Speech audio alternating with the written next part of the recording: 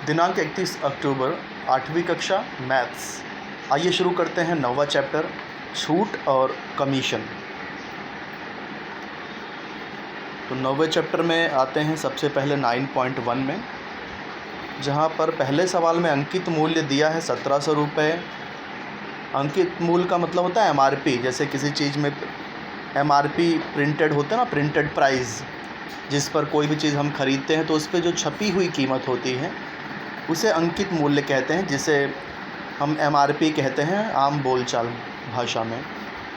अब 1700 रुपये MRP है, अंकित मूल्य है, लेकिन उसका बिक्री मूल्य 1540 रुपये है, यानी 1540 रुपये में बेचा गया है।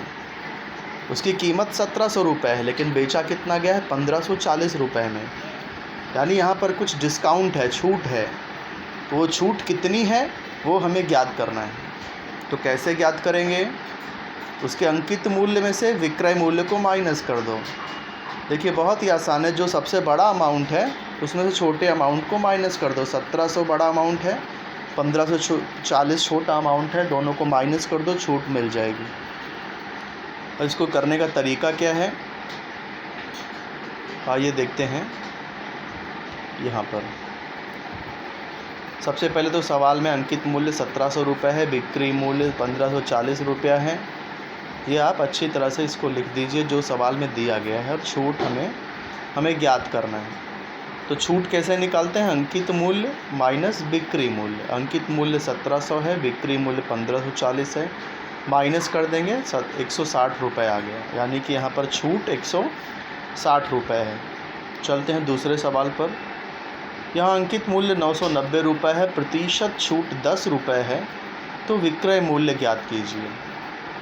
प्रतिशत छूट 10 का मतलब कि यदि MRP 100 रुपये है तो छूट 10 रुपये होगी, और उसका जो विक्री मूल्य होगा, सेलिंग प्राइस, वो 100 - 10 यानी 90 रुपये होगा। तो 100 रुपये पे 10 रुपया छूट है, तो 990 पे भी कुछ छूट होगी, और उस छूट के अनुसार विक्रय मूल्य कितना होगा ये हमें ज्ञात करना है। तो कैसे ज्ञात करेंगे? देखिए, अंकित मूल्य 990 रुपये, प्रतिशत छूट 10 है, तो विक्रय मूल्य कितना होगा? तो यहाँ छूट हम लोग निकाल लेंगे। 990 का 10%, 990 का मतलब गुणा होता है। 990 का 10, और प्रतिशत का मतलब होता है बटे 100। 10% यानी 10/100। 990 का 10% यानी 990 गुणे 10/100। तो देखिए 10 दहम में 100 होता है। 910 में 10 से भाग देंगे, 0 0 कैंसिल, 99 रुपीज़ यहाँ पर छूट आ रहा है। तो इसका मतलब 990 में से 99 माइनस करना पड़ेगा, अंकित मूल्य माइनस छूट, तो 891 रुपये आ रहा है, यानी कि विक्रय मूल्य यहाँ पर 891 रुपये हो गया है। अब बढ़ते हैं तीसरे सवाल पर। 9.1 का तीसरा सवाल। हाँ, विक्रय मूल्य 900 रुपये है। 900 रुपये में कोई चीज़ बेची जा रही है, प्रतिशत छूट 20 रुपये है, तो अंकित मूल्य कितना होगा? यानी 100 रुपये अंकित मूल्य हो तो 20 रुपया छूट होगा, और 80 रुपये में वह वस्तु बिकेगी। तो यदि विक्रय मूल्य 900 रुपये हो तो अंकित मूल्य कितना होगा? तो इसे कैसे हल करेंगे? विक्रय मूल्य 900 रुपये है, प्रतिशत छूट 20 है, अंकित मूल्य ज्ञात करना है। देखिए इस सवाल में प्रतिशत छूट 20 है, इसका मतलब क्या हुआ कि यदि अंकित मूल्य 100 होगा तो छूट 20 होगी, और विक्रय मूल्य ये 100 - 20, 100 ऋण 20, यानी कि 80 रुपये होगा।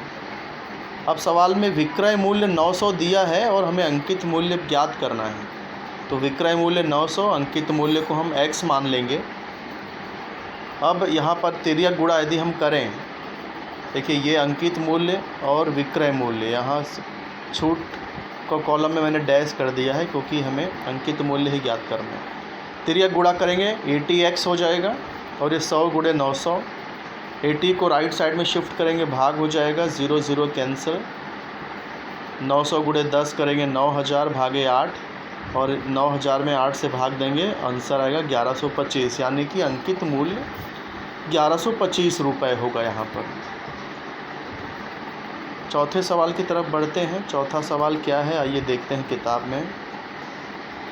किसी पंखे का अंकित मूल्य 3000 रुपये है, दुकानदार ने 12% छूट दी है, तो उस पंखे का विक्रय मूल्य कितना होगा। यानी प्रिंटेड प्राइस 3000 है, 12% छूट दी है, 100 रुपये अंकित मूल्य पे 12 रुपये छूट, तो उसका विक्रय मूल्य, उस पंखे का विक्रय मूल्य कितना होगा, ये ज्ञात करना है।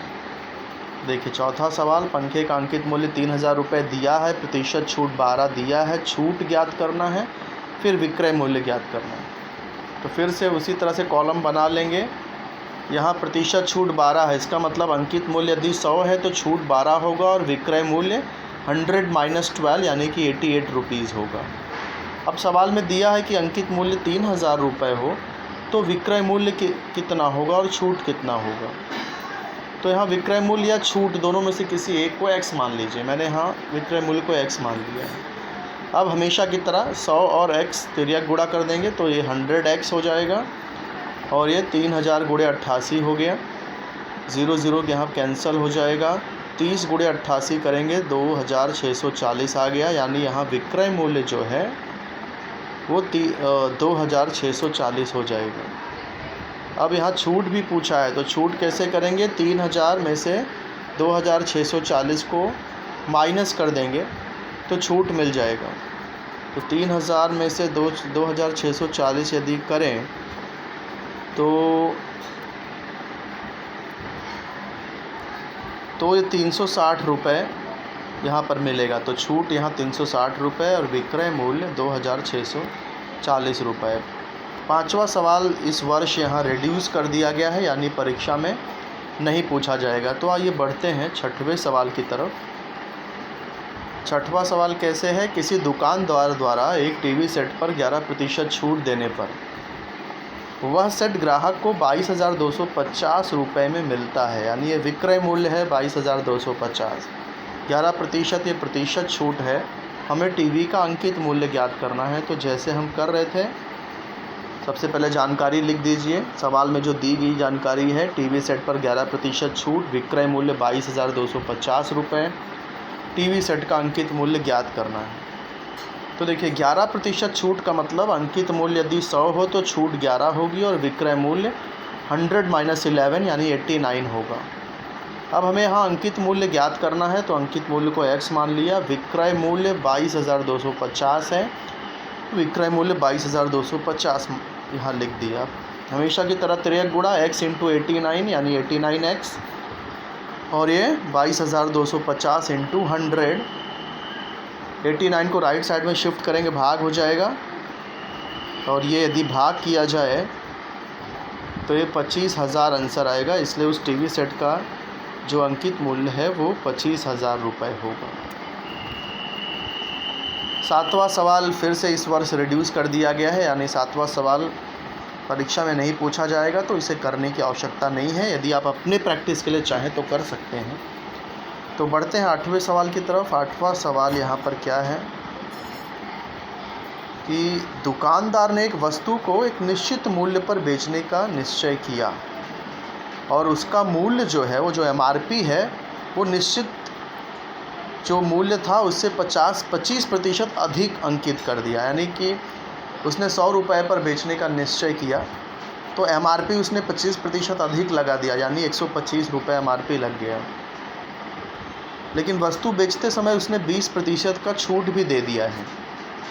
तो इस हिसाब से उसने उसका जो निश्चित मूल्य था उसकी अपेक्षा उसे कितना लाभ या हानि हुआ वो ज्ञात करना है। और वो निश्चित मूल्य तथा जो उसने जो मूल्य में बेचा, प्रत्यक्ष विक्रय मूल्य, इसमें अंतर कितने प्रतिशत का होगा ये हमें ज्ञात करना है। तो यहाँ पर देखिए कितना उसने मूल्य निश्चित किया था ये हमें पता नहीं है, वो x मान लेंगे तो यहाँ पर सारी चीज़ें फटाफट हल हो जाएंगी। हम लोग मान लेंगे, माना निश्चित किया गया मूल्य 100 रुपया।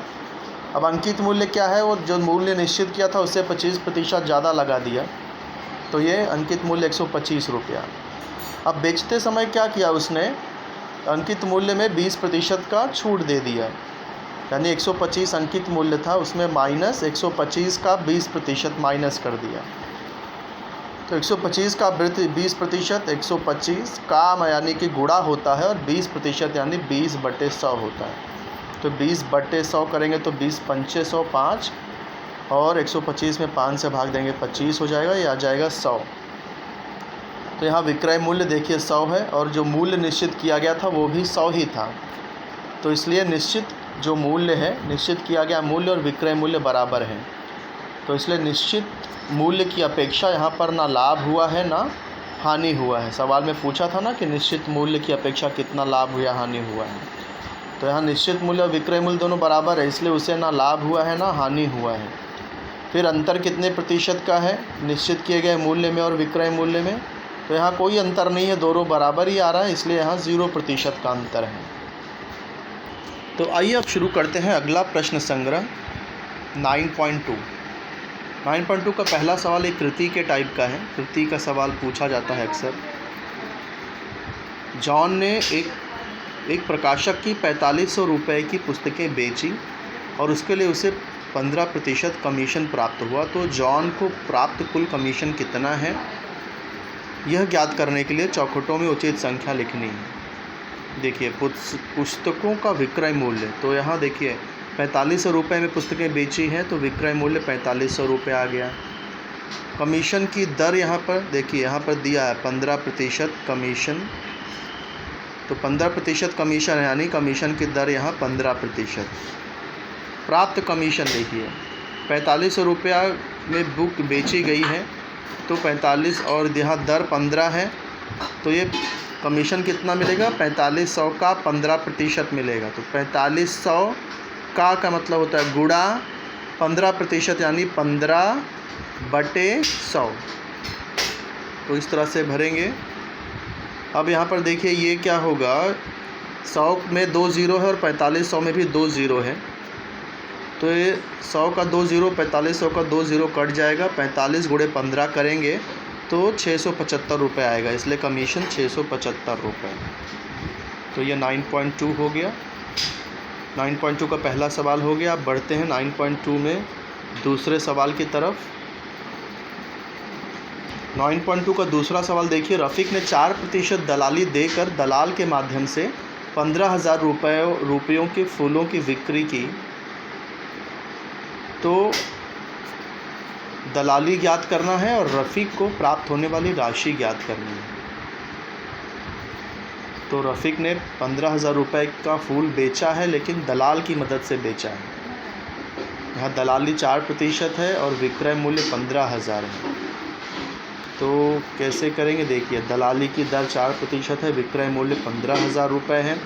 तो दलाली क्या हो जाएगी, 15,000 का 4%, 15,000 का यानी कि गुणा 4% यानी कि बटे 100। तो 2 ज़ीरो कैंसिल हो जाएगा, 150 × 4 करेंगे 600 रुपये हो जाएगा। अब रफ़ीक को प्राप्त होने वाली राशि, रफ़ीक ने देखिए 15,000 रुपये का फूल बेचा है लेकिन 600 रुपये उसने दलाली दे दी है। तो इसलिए उसे पूरा 15,000 रुपये नहीं मिलेगा, 15,000 रुपये में से 600 रुपये दलाल को देना पड़ेगा। तो 15,000 में से 600 माइनस कर देंगे यानी निकाल देंगे तो 14,400 रुपये होगा। तो रफ़ीक को प्राप्त होने वाली राशि 14,400 रुपये है। तीसरे सवाल पर बढ़ते हैं। तीसरा सवाल क्या है, किसी आढ़तिया के द्वारा किसान ने, आढ़तिया का मतलब ये एक तरह से दलाल ही हुआ, किसानों के दलाल को आढ़तिया कहा जाता है। किसी आढ़तिया के द्वारा किसान ने 9,200 रुपये का माल बेचा, उसे 2% आढ़त देनी पड़ी। तो आढ़तिया को कितनी राशि प्राप्त हुई, तो 92 का 2% निकाल लेंगे तो वो आढ़तिया को यानी कि दलाल को कितनी राशि प्राप्त हुई है मिल जाएगा। तो विक्रय मूल्य 9,200 रुपये, आढ़त कितनी है 2%, आढ़तिया को प्राप्त राशि हमें निकालनी है। तो आढ़तिया को देखिए जो 9,200 है इसका 2%, 9,200 का 2% यानी 9,200 का यानी कि गुणा 2% यानी बटे 100। तो ये 2 ज़ीरो कैंसिल हो गया, 92 × 2 करेंगे 184 यानी कि आढ़तिया को 184 रुपये प्राप्त होंगे। बढ़ते हैं चौथे सवाल की तरफ। उमा दीदी ने खादी भंडार से निम्न वस्तुएं खरीदी। पहला, प्रति नग 560 रुपये अंकित मूल्य की 3 साड़ियाँ खरीदी। प्रति नग यानी कि एक साड़ी का मूल्य 560 रुपये है, ऐसी 3 साड़ियाँ उमा दीदी ने खरीदी हैं। इसी तरह 90 रुपये प्रति बोतल, एक बोतल की कीमत 90 रुपये है, ऐसी 6 बोतलें उमा दीदी ने खरीदी हैं। और यहाँ पर खरीदी पर 12% रिबेट प्राप्त हुआ है। रिबेट यानी छूट, जितने का भी कुल सामान खरीदा है उसमें 12% छूट प्राप्त हुई है। तो उमा दीदी को तो वस्तुएं कितने में प्राप्त हुई ये हमें ज्ञात करना है। तो कैसे करेंगे, देखिए 560 के हिसाब से 3 साड़ियाँ खरीदी हैं, तो 560 गुणे 3 करेंगे तो कुल साड़ियों की कीमत मिल जाएगी। ऐसे 90 रुपये के हिसाब से 6 बोतलें हैं, 90 गुणे 6 करेंगे तो 6 बोतलों की कीमत मिल जाएगी। दोनों को जोड़ देंगे, टोटल कीमत मिल जाएगी। अब छूट निकाल लेंगे, टोटल कीमत का 12% करेंगे, छूट मिल जाएगा। और जो टोटल कीमत है उसमें से छूट को माइनस कर देंगे तो दीदी को वस्तुएं कितने में प्राप्त हुई ये मिल जाएगा। तो देखिए प्रति नग 560 रुपये अंकित मूल्य की 3 साड़ियाँ हैं, तो इसलिए 3 साड़ियों की कीमत कितनी हो जाएगी, 3 गुणे 560, 1680 रुपये हो गया साड़ी का। अब 90 रुपये की दर से शहद की 6 बोतलें ली गई हैं, तो 6 बोतलों की कीमत हो गई 90 गुणे 6, 540 रुपये। तो अब कुल कितनी कीमत हो गई, कुल कीमत कितनी हो गई, 3 साड़ी और 6 बोतलों की कुल कीमत हो गई 1680 प्लस 540। 3 साड़ियों का 1680, 6 बोतल शहद का 540, तो टोटल हो गया 2220 रुपये। लेकिन यहाँ 12% रिबेट है, यानी 12% छूट है। तो कुल छूट यानी कुल रिबेट कितना हो जाएगा, 2220 का 12%। तो 2220 का यानी कि गुणा 12% यानी बटे 100।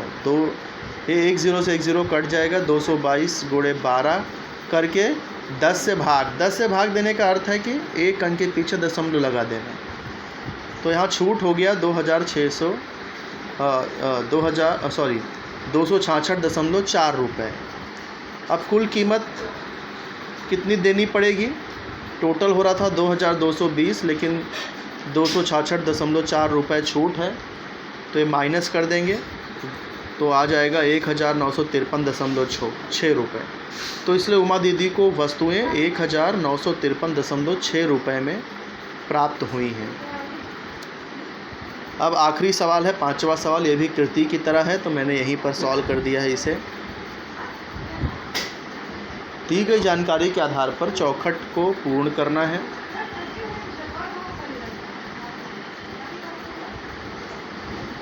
क्या है जानकारी, किसी दलाल के माध्यम से श्रीमती दीपांजलि ने 7,50,000 का घर श्रीमती लीला बेन से खरीदा। दीपांजलि जी ने खरीदा है, किससे खरीदा है, लीला बेन से खरीदा है। कितने में खरीदा है, 7,50,000 में खरीदा है। लेकिन यहाँ बीच में दलाल है, दलाल दोनों से 2% लेता है, दीपांजलि जी से भी 2% लेता है और लीला बेन से भी 2% लेता है। तो पहला क्या पूछा, दीपांजलि ने खरीदने के लिए दलाली कितनी दी है, कैसे निकालेंगे। ये जो 7,50,000 है उसका का यानी गुणा 2% यानी 2/100, 2 0 से 2 0 कट जाएगा, तो 2 0 यहाँ कटेगा तो ये हो जाएगा 7500। 7500 गुणे 2 करेंगे तो ये आ जाएगा 15,000 रुपये, यानी दलाली कितनी हो गई, 15,000 रुपये। फिर लीला बेन ने मकान बिक्री के लिए दोनों की दलाली सेम ही है, दोनों से 2% लिया है। तो दीपांजलि जी ने जितना दलाली दी है उतना ही दलाली लीला बेन का भी आ जाएगा। इधर 15,000 तो ये भी 15,000। अब दलाल को कितना मिला, 15,000 दीपांजलि जी से लिया, 15,000 लीला बेन से लिया, तो टोटल 30,000 यहाँ दलाल को प्राप्त हो गया। दीपांजलि जी को वह मकान कितने में प्राप्त हुआ, तो दीपांजलि जी ने देखिए यहाँ पर 7,50,000 में तो बेच ही रही थी और 15,000 दलाल ने भी ले लिया, तो कुल 7,65,000 में यहाँ पर उसको दीपांजलि जी को एक घर मिला।